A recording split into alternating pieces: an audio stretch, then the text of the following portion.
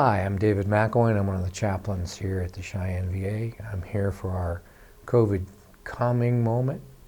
A little bit of time to be mindful, to practice some self-calming, and to think about what it is that we're doing as we're being mindful. I've just started our timer so we know when our time will be up. I'm going to encourage you to get into a comfortable position, feet flat on the floor, back straight, breathe with your diaphragm. If you can lie down and you want to do that, that's fine. And begin to breathe slowly in and slowly out. If you're comfortable closing your eyes, you can do that. In other words, find a place to fix your focus and pay attention to your breathing as you breathe in and as you breathe out.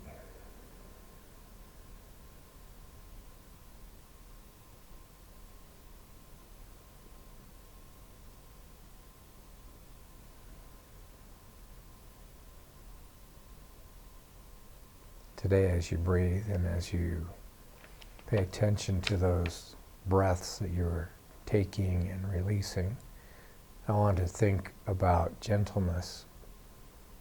Here again, just kind of like goodness, it's one of those concepts that when we hear it, we think it doesn't really fit with military or veterans, and yet it does. We have things like rules of engagement, which make sure that we don't go beyond what we need to in terms of force. Make sure that we don't fire first. Generally, our rules of engagement only allow us to fire when we're fired upon. And they may even mean that we can't participate if we see something happening that's not impacting us. Those can be really hard. Gentleness can be a hard thing to do, to be gentle, to use the right amount of force and not too much, to touch but not crush. And that's not just physically, but that's also spiritually and emotionally, psychologically.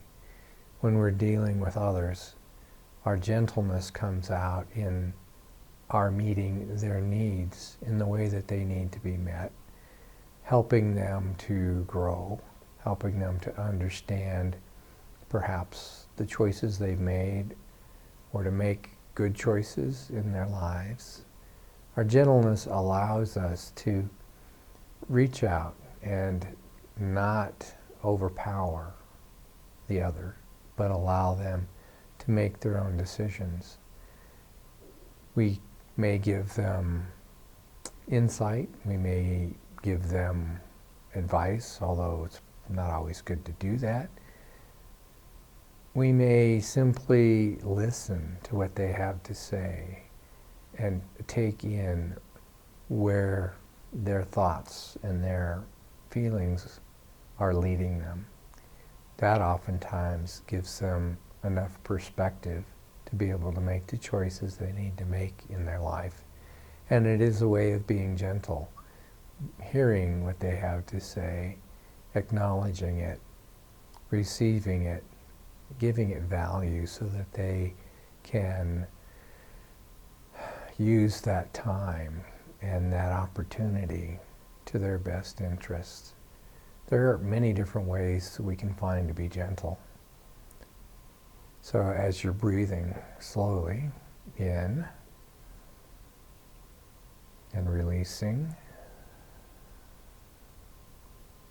I'm going to encourage you to think about the ways that you can practice gentleness, being gentle with others, being gentle with yourself when you need it.